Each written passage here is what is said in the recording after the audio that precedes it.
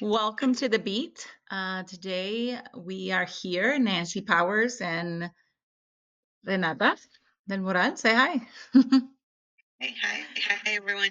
We will be discussing a little bit more and going in depth about the story that we talked about in the last episode. And I wanted to give some context and why this topic is so important. So, every 68 seconds, an American is sexually assaulted, according to the statistics put out by RAIN, which is Rape, Abuse, Incest National Network. Also, in every 9 minutes of those are victims that are children. Children are the ones that are victimized. Meanwhile, only 25 out of every 1,000 perpetrators will end up in prison. And so that's one of the things that we heard in the story about this mother.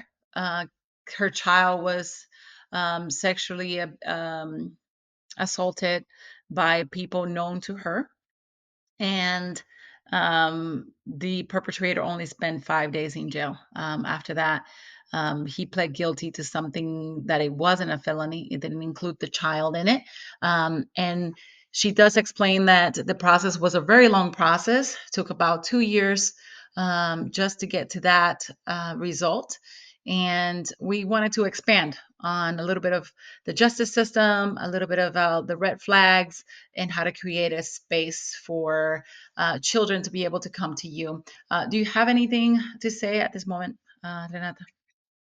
Well, I think it's important for us to talk about the grooming process, um, and in order to understand or be able to recognize the red flags. So, for instance, in the story, the mom talked about how the child was doing certain things that were not normal and describing like body parts that she was too young or at her age um, to understand or know about, and she immediately realized that that's not something that my child should know, um, and be able to describe. Right, like when she described her a male body part to the mom. Um, so many times, and I think what most people don't know is we often think about danger with somebody that we don't know, like an adult, like a stranger. But in reality, most of the crimes that happen in general, even outside of sexual assault, are committed by people that know us, like people that run around our circles, whether it's a close relationship or something as impersonal as neighbor or a coworker, or it tends to be somebody that is familiar with the dynamics of the family, or stands in a distance to be able to study what's going on in that family. So it's not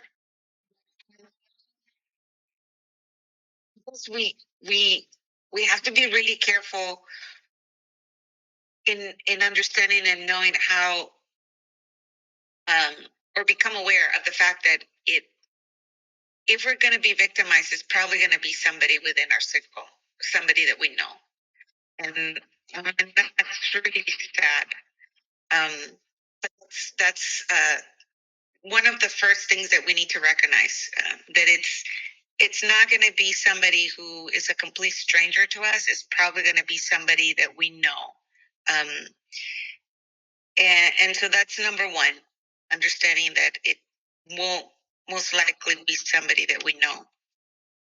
Second, from her story, when the child comes and talks about those body parts, I think it's important for parents to also know the different developmental stages of the child. Like this mom, for example, knew right away, like that's not something that my child should know at that age. You know, she's not able, she doesn't have the cognitive development to know and understand what she's describing. I think that's another thing that parents can do in order to protect themselves. Number one, be on the lookout for not just the stranger, but also the people that are near you, around your family members, friends, co-workers, anybody that comes into the home or that the child comes in contact with. Um, but also, in her case, we see how she was able to recognize, okay, this is not, this is strange. Um, so knowing the different developmental stages of children also helps in being able to determine, like, this is out of the norm. Um, so far, those are the two things that I can share with having worked this type of cases for a very long time. Is those two things, sometimes debunking this idea that it, we have to be on the lookout for strangers. Yes, that's true, but we have to be double our efforts in um, with the people that we know, which is really sad, but that's the reality of it. And being in tune with your child, and like this parent described, um, red flag that she saw in her child, with the child describing things that were out of the norm. Um, and that's very common for children that are very young and they're not verbal as much, or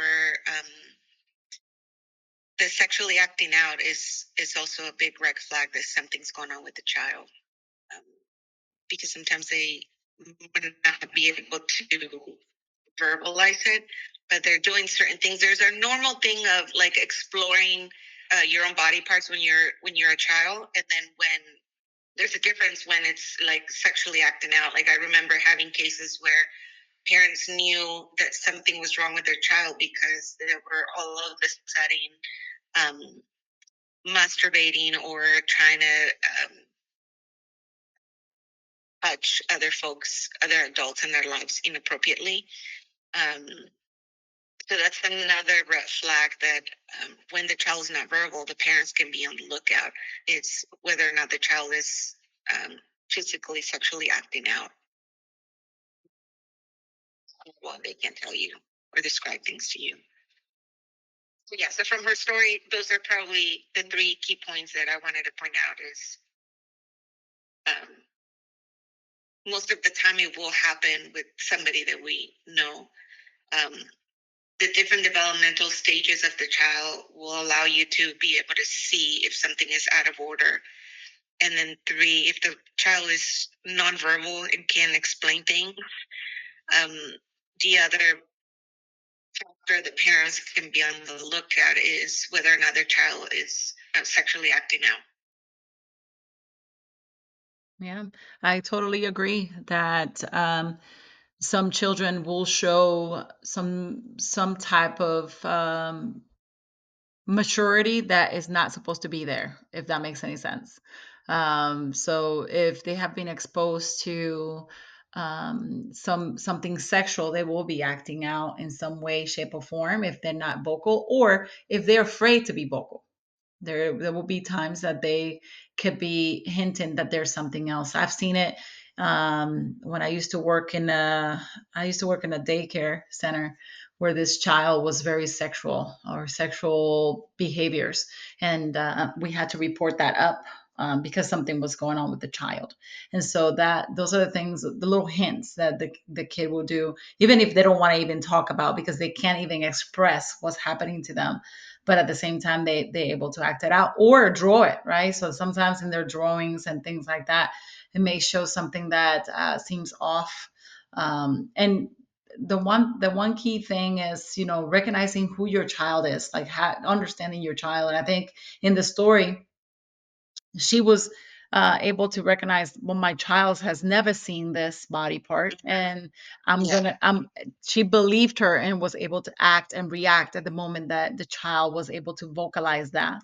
And um, and kudos to her that she understood her child, and she understood that this is not something normal for my child.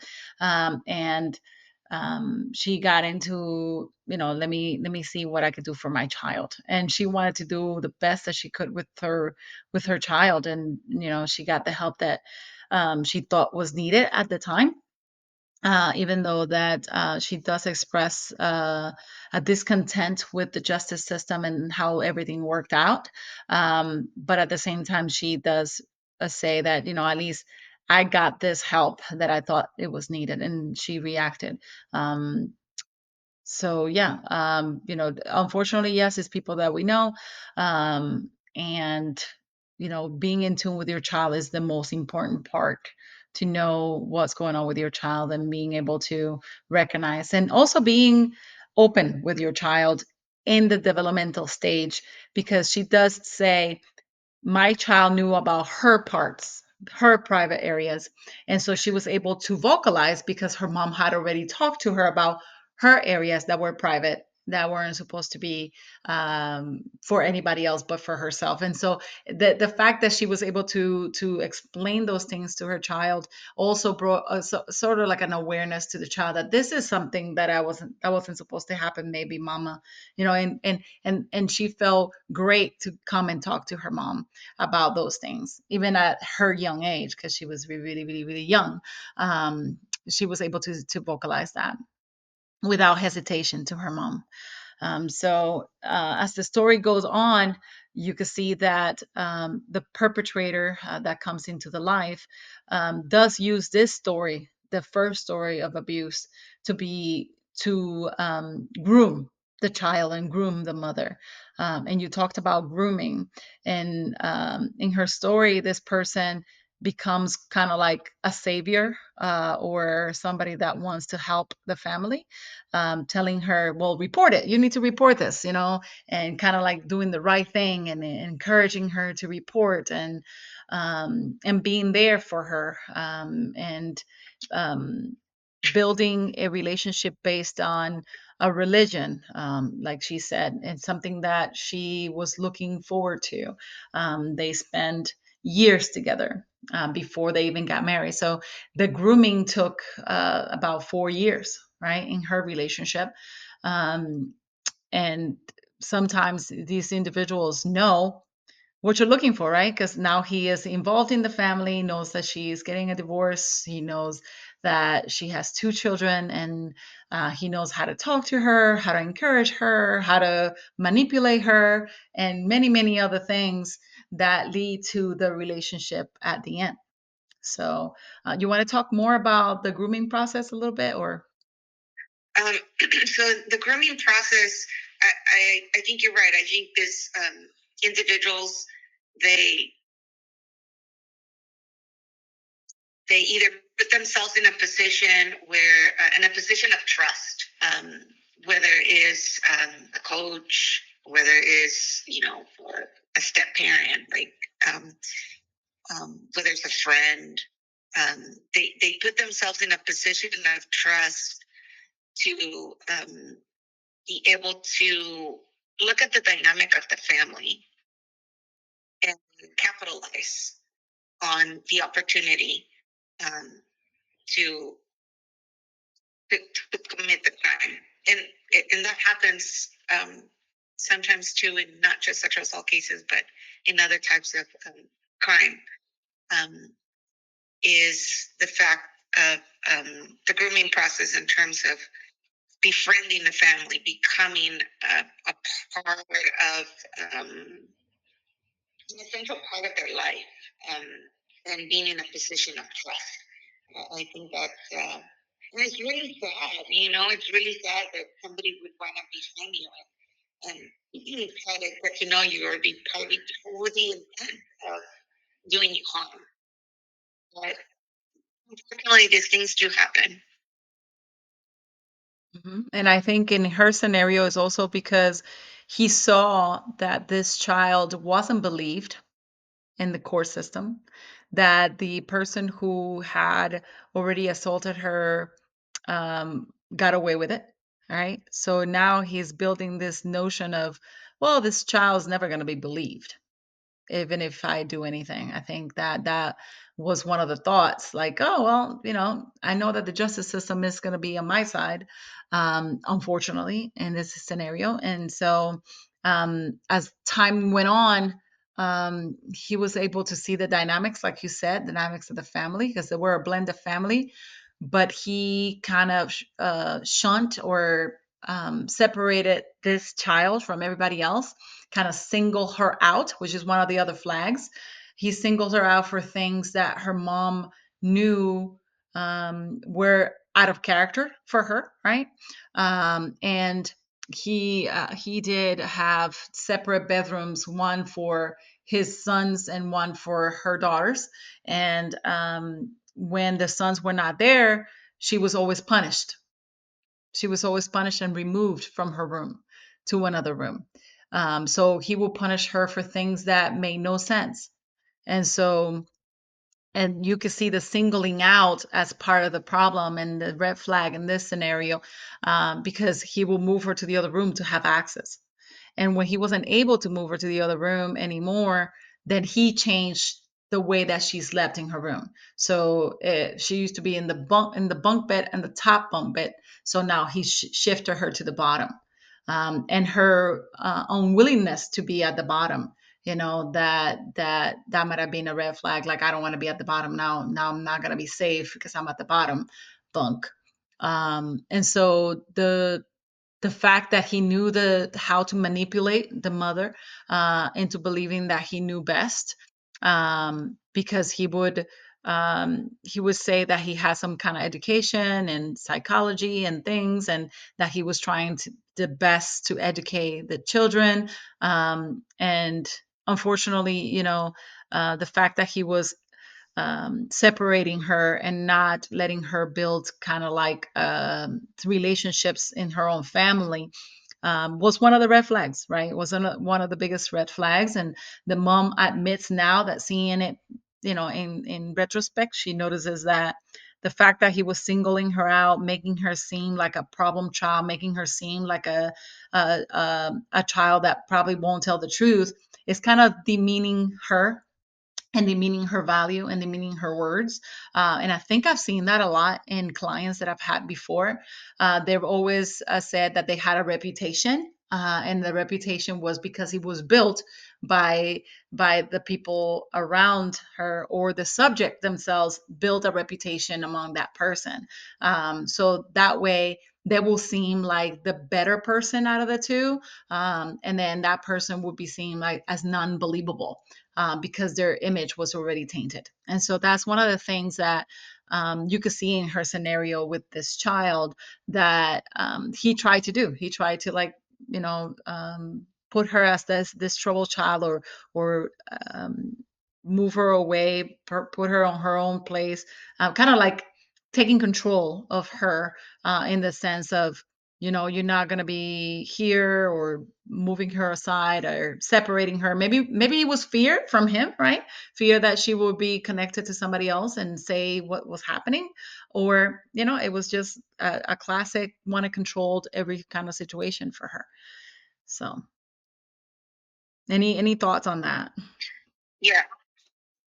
I think the normalizing, like, this is normal, this is the routine, this is that's also another way of, like you said, manipulating the situation. Um, so yeah, so those are some of the things that we do see in sexual assault cases and child abuse cases, is putting themselves, integrating themselves in a position where they can be trusted, where they have access, where they start setting up those correct, or they're a favorable environment for them to be able to take advantage of, whether it's an adult sexual assault victim or a minor victim. Um, it's setting up that environment where it's ideal for them to be able to strike. And it does take time, um, and um, it's hard, I think, just day-to-day normal people that don't deal with this type of dynamics every day. Like you and I have been doing this for a while, and and for us, when we hear the story, we look at things like, okay, this is textbook of the grooming process, of the red flag, um, the aftermath of the sexual assault. But for somebody who doesn't, this is like something that they have never experienced before. I can only imagine how lost they a person would be in terms of recognizing some of the red flags, and that's why I think talking about this subjects are important, um, in terms of prevention, is knowing and understanding some of the vulnerabilities of, or what to be looking out for. Um, and unfortunately, the number one factor is we have to be very careful as to who we um, allow into our lives. Um, and yeah, so it's sad, but it's a reality. Now, Nancy, I do want to talk a little bit about, okay, once um, mom realizes that something is going on with her child. Like the child starts describing things that she shouldn't know at that age. And mom recognizes, like, my child should not know these things. And she inquires about it and she gets the help and the assistance. I want to talk a little bit about the response of mom at the time.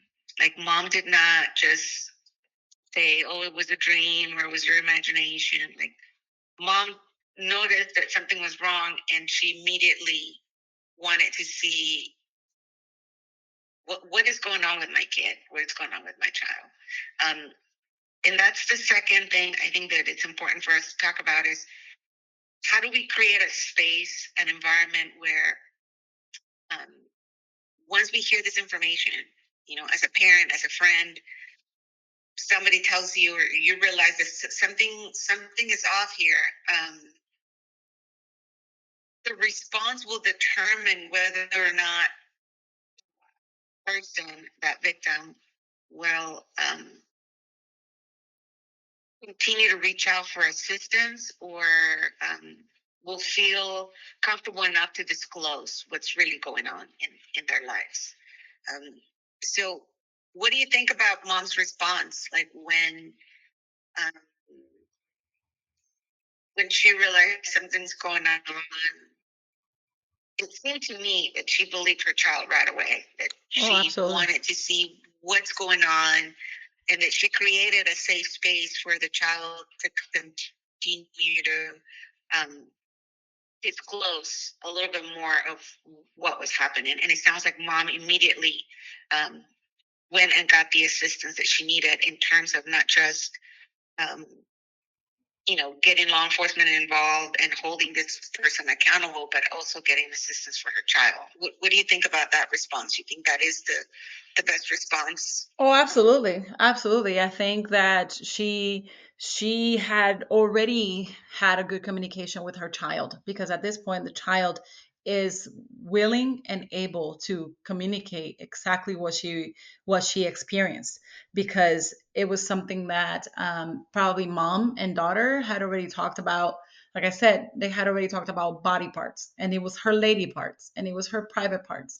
And the fact that the child was able to communicate, hey, this person did this to me, was impactful, because that means that the mom and the child were already talking about these things in a way that the child understood. Because that's one of the most important things when you have a child, is at every stage of their lives being able to communicate with them what, their body, how their body is changing, things that you want them to know as they grow. And so that opened the door for that child to be able to say, hey mom, this what happened, right? And mom immediately talked to dad, and dad got involved, and that person was removed, creating that safe space to believe that child on what was going on and get the help that they needed. Now, are we going to talk about the whole response after that, or just that piece? Because there's more to it, right? Yeah, I feel like as um, somebody, if a victim comes to you and is reaching out to you, whether it's a child, whether it's an adult, creating that space where we believe their story, I think that's number one.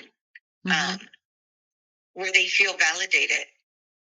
Um, that's, I think that's the key to be able to, for them to feel comfortable enough to disclose or help. That's the first step. I think it's if anybody who's hearing this podcast, whether is an adult or a parent or friend, validation is key. So Nancy, on the story that we heard, that was a great response, right? Like the child disclosed, mom validated her child. Um, she did what she needed to do to remove the perpetrator from the child's life and getting, calling the right um, law enforcement or for assistance to hold that person accountable as well as getting assistance for her child. So that was the perfect response from a parent. Now, in the cases that you've seen, in the cases that I've seen, that doesn't always happen, right? There's not always like a disclosure from the child or the victim, if we're talking about an adult victim. Um, it, a lot of times it happens because the person or the victim is has enough cognitive development to understand what would happen if they disclose, right? Whether that would mean um, it would change the dynamic of the family, it would hold somebody accountable, um, or sometimes adults feel like, how is this going to reflect on myself? And they suffer in silence. What are some of the red flags that we see in victims that don't disclose right away what has happened to them? Can That's we a good talk a little bit about that? Yeah, that's a good question because as a survivor of um, child sexual trauma myself, I never disclosed anything. I have never said absolutely anything to anyone, but I was showing it in my reaction to life itself, if that makes any sense. What I mean by that is, um, I saw how my mom responded to my sister when she was able to vocalize things that were happening, and to me was like, okay, well, I don't want to be in that position. I don't want to bring that pain to my mom, or I don't want to taint the way that they see me. But I was showing off by the things that you just already mentioned. You know, you become hypersexual, or in a way you start rebelling sometimes Mhm. against the parent, or against the situation. You want to you want to get out of your situation. There's like you trying to look for an escape. So you act out, you get angry with your parents a lot more easily. You're very angry, like you get angry easily, if that makes any sense. And you don't know how to express your emotions, so there's a lot of emotions that happen. You try to escape home. You know, there was the times that I just wanted to leave home and not be there, or find a outlet. So like I spend most of my days at school, like from 8 to like 5. I didn't want to come home, because I knew that the situation was still there, the environment. um, uh, acting like again, acting out with my mom was the biggest. Maybe grades at school, that wasn't for me. For me, I wanted to outperform everybody. So I had to have A's. I had to be the best kid. I had to do perfection. Like I had to be perfect on everything. But I struggle with relationships. So I struggle connecting to people or having friendships that meant something. Um, so it was hard for me because I felt like I was not worthy of those things, if that makes any sense. So my self esteem was on the floor. I didn't think I was good enough for anything, or that I was good enough for anyone. So I also self medicated with food. So with food, I had a love and hate relationship all my life, which was really hard to recognize, because the times where I didn't know how to express my feelings and situations, I either overate or underate. Which created a lot of problems at the end, because either I became anorexic or I was bulimic or I was doing some other kind of things to have control, right? Because the one of the biggest issues with sexual assault and with sexual violence is the power and control that is taken away from you. So a child is trying to take control of the situation or know what's going on with them. And so acting out is more like, well, you should have been defending me. You should be there or whatever, but they don't know how to express it. So they act out. Or with the food was more like, I'm taking control. So if I take control of what I'm eating, I control how I look, so my look, so that's another thing. My look as a child changed. So I used to be very girly, very nice, very possible. And then I was like, well, you know what? I don't want anybody like me. So I changed the way I dressed. I changed the way I looked. I kind of stopped being the extroverted person that I used to be and to introvert. And that happens with adult sexual assault as well. With adult sexual assault, people that used to be like their character starts changing, their personality starts changing. If they were very extroverted, they might be introverted or even more extroverted or more hypersexual, or they start acting out, like again, working with the military. I worked with the military for a long time. People in the military don't want to use the uniform anymore.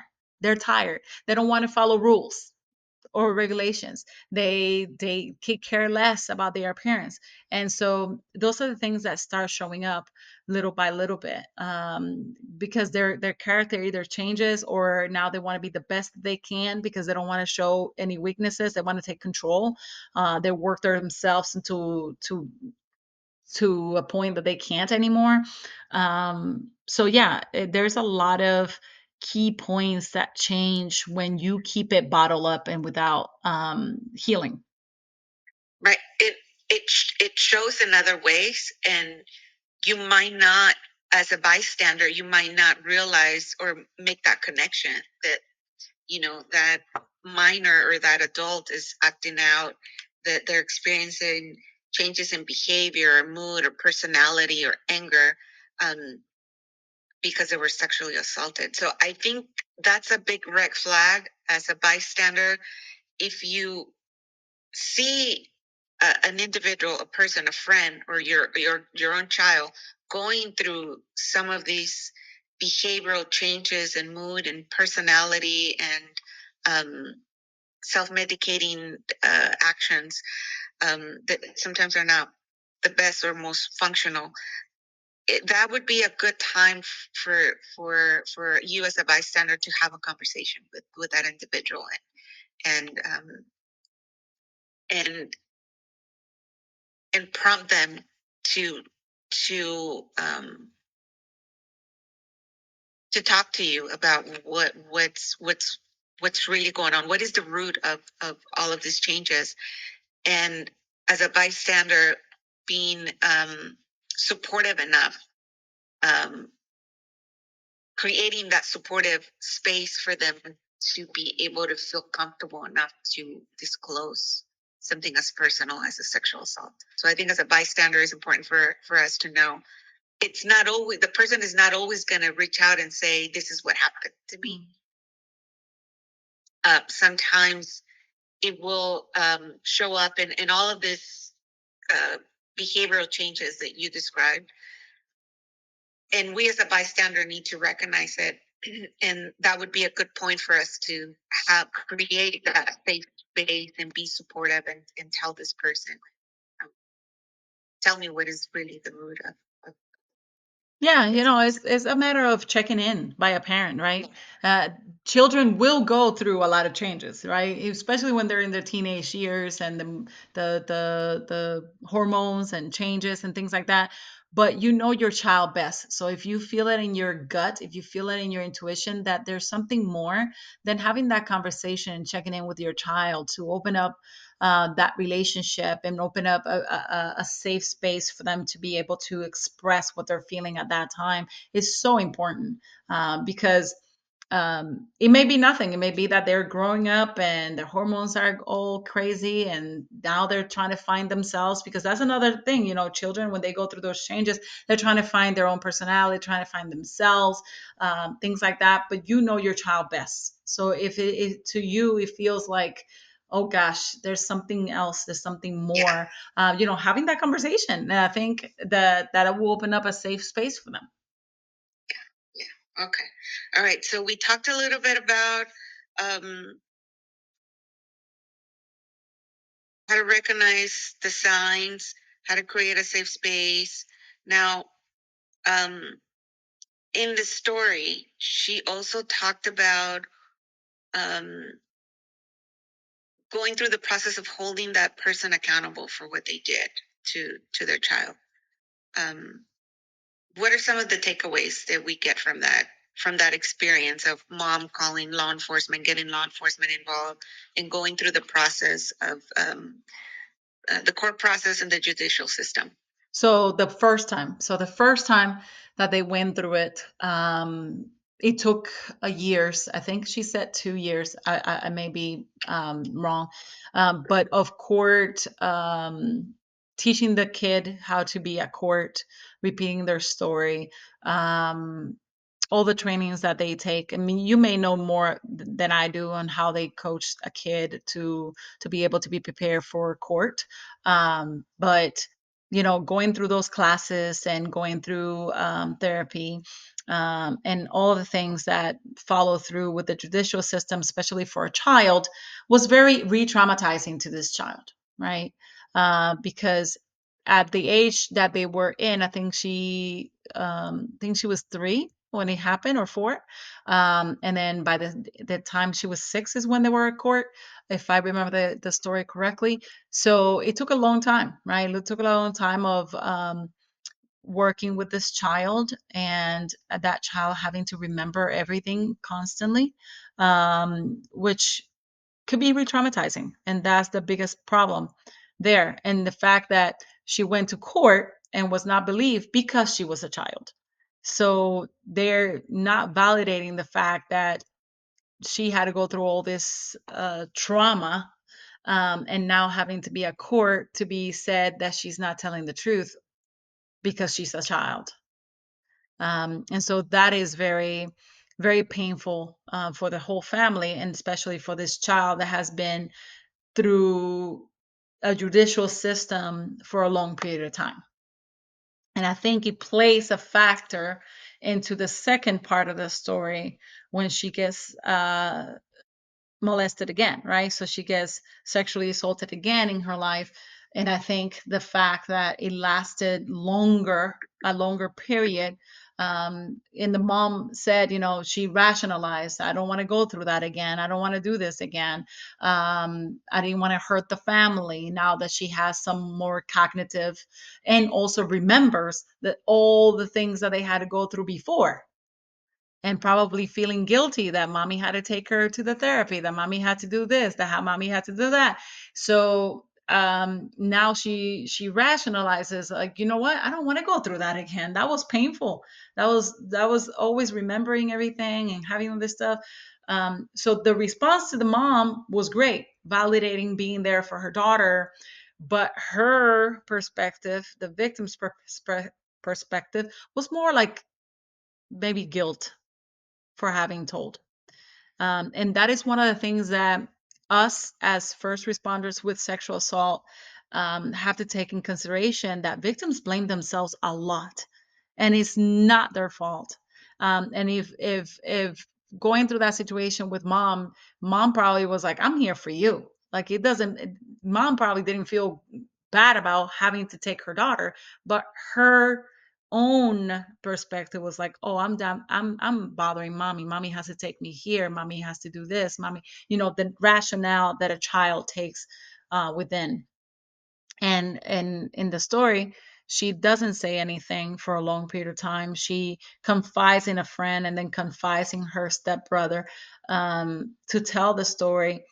And I think when she tells the stepbrother, she was already seeing that the family was already kind of separating, and she felt okay to say something because now she there was nothing that she could break because the family was already breaking. And I think she felt that it was okay to speak, right? And the first time she told her friend, it was more like, I don't know what this is. Can you help me out? What is the name of this? This is what's happening to me, and I have no idea what it is. And she confided in her to know what was happening to herself because she didn't understand it. Um, so you could see that she probably rationalized a lot the first situation and not wanting to do that again in the second situation. But once the family was breaking up, she's like, okay, I can speak now because the family's breaking. But I don't think she wanted to go through the judicial system. Unfortunately, that's another thing, right? Kids, their voices get taken away, in my opinion. Kids, because as a parent, you want to do what's best for your child. And sometimes they don't get to say what's best for them. The parent does. And that's another thing. In this situation, gets reported that's not what she wanted. And now she has to go through the judicial system again and to be re traumatized once more for another situation. And it's like more than I don't want to put words in her, but to me, it feels like she's voiceless, right? She can't say what I really want because that's not what I wanted, if that makes any sense. And Yeah. yeah. Yeah. So, a few things that I would advise uh, anybody that's listening to this podcast that is um, going through either the judicial system or wants to know more about it. It it's important for us to know, be aware that at the state level, victims' rights change from state to state. So the victims' rights that we have here in California look very different from the ones that, let's say, in North Carolina or Nevada or Montana. Um, so victims' rights do change state by state. They're not the same across the board.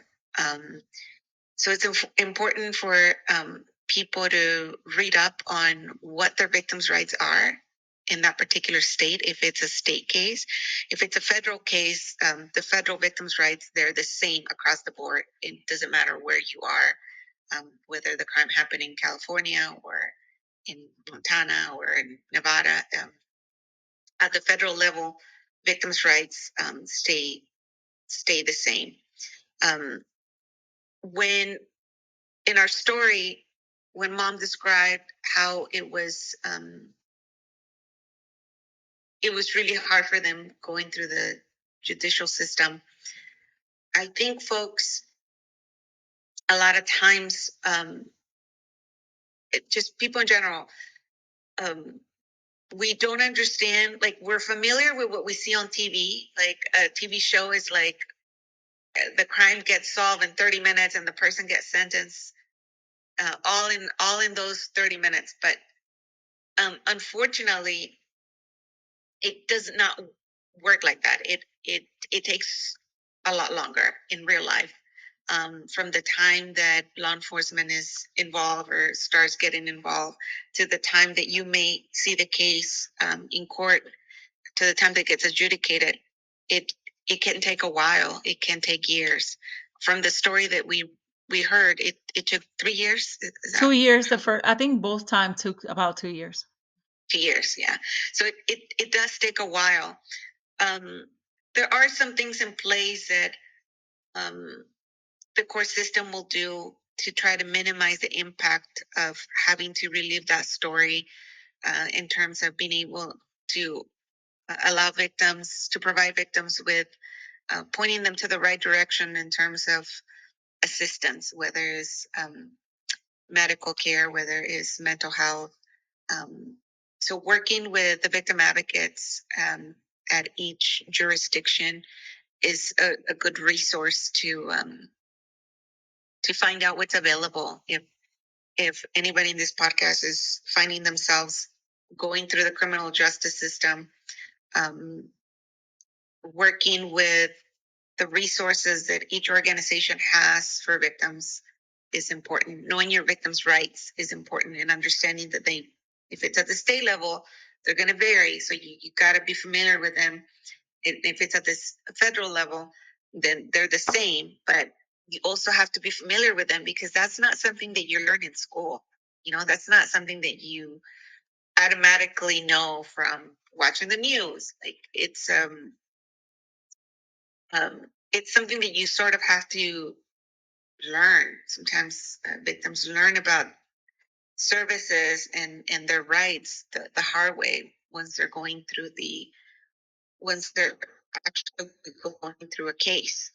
Um, so I did want to chime in on how victims' rights change state from state, how we need to be familiar with them, um, how each um, law enforcement agency and prosecution agency does have some kind of victim assistance component embedded in them, and asking for to make sure that you with the victim are receiving those services. It's important. Um, so yeah, and yes, unfortunately, it does take time for some folks. Over the years, what I have seen is that for them, it's important to get validation from the criminal justice system that um, there was some kind of consequence to this individual for what happened. And some people, they just feel too defeated to be able to even to participate in the process, in the judicial process. And it's unfortunate, but sometimes the trauma is so big that um, it just ends up being more of a burden to them than a validation path for them for the recovery. Um, there are some things in place, like I mentioned, victim advocacy at every level, whether it's state or federal, whether it's the investigative side or the prosecution side, that the victim can ask for and utilize. So I encourage folks that are going through the judicial system to be aware that there are some things in place um, to minimize the impact of the trauma of going through the judicial system, and that and to utilize them because they do exist. We just don't see them advertised as much as we see advertised Miranda rights for defendants. Yeah, and that's one of the things that she said, our judicial system is so focused on um, innocent until proven guilty that there are so many rights for this subject that it seems one-sided. And so that's one of the things that she mentioned, that it was the most painful portion of the whole story, the fact that her child was um, assaulted several times throughout her short period of lifetime. And in both situations, both people pretty much got away with it. The second scenario, yes, he pled guilty to a lesser charge that is not a felony. It didn't include the minor or her child in it. And so for her it was like I went through all this and I'm not even counted. I'm not even acknowledged in the verdict, in the punishment. Um, and it wasn't a felony, so it's something that he could live with, that not many people will see or know about, right? And one of the things that, personally, this mother told me that was not recorded was, you know, that they told her, well, now if that person does it again, then now it will be in their record that they pled guilty to this, and it will be easier to get them. And she said, how sad is it that another child has to be destroyed in this situation for that person to actually spend time in jail, or have a felony in their record so people can stay away from him. And it's sad. It is sad, and the judicial system is not perfect. Um, and it does cause trauma, but there's services, like you stated, there's services to minimize the trauma that people could actually utilize. And that's why we do this podcast, so everybody's aware. And um, we will be, because the thing is, you said this, I think, in a couple of podcasts before, that changes don't come like that, just by prevention or anything like that. Changes come from the survivors. Changes come from the people who were affected by something, speaking up and saying, this is not good, this is not how it should be, and actually making the change. So that is what we hope to be provoking here to people is, if you feel that something is wrong, speak up about it, and see if we can make changes. The same thing is, we want to prevent before it does happen, right? So make changes before the change is needed. So that is the main focus of the podcast as well. Yeah, that's very true. Um, when you I think I mentioned this before, but when you look at victims' rights, a lot of them are named after the victim. Like when we look at our Amber Alert system, um, it's called Amber for a reason. So if you have the time to read on Amber's Law and how Amber Alerts and how that came about, um, it came from brokenness. It came from a really really sad scenario. Same thing with Mars, like right here in California. Um, and if like the Adam Walsh Act as well, like a lot of the laws and regulations and victims' rights that we have currently come from exactly what you said. It comes from people that went through the system and decided this needs to be changed, and it's really sad that on top of having to recover from the crime, now they also have to advocate um, to make the system better for the next individual, for the next victim. Um, so anyway, knowing your victims' rights state by state, um, understanding that there is a victim assistance component somewhere embedded in the picture. Um, the judicial system, whether it's at the prosecution side or the investigative side, it exists. We just are not aware of it as much as it's not advertised as much.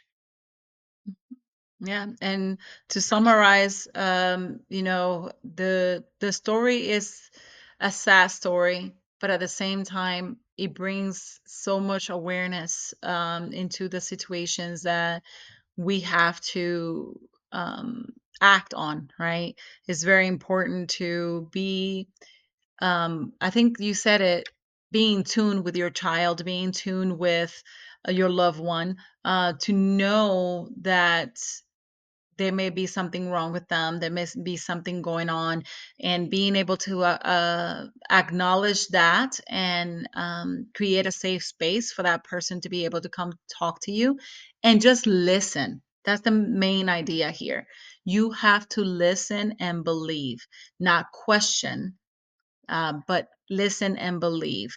because the first response that that person gets is the first response that they're going to think about every time. So if you responded asking a lot of questions or with victim blaming comments, then they will never come back, or they will never open up about what happened to them. So it's very important just to listen, to allow the space for them to talk and to believe them. And then from there, asking them, how can I help you? What do you need from me?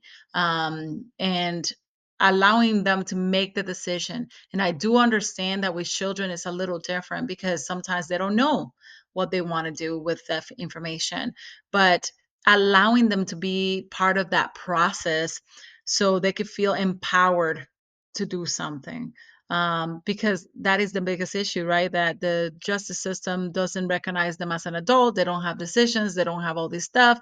They don't know what's best for them. And then they get traumatized again, because the system doesn't listen to them and the power is already taken away from them.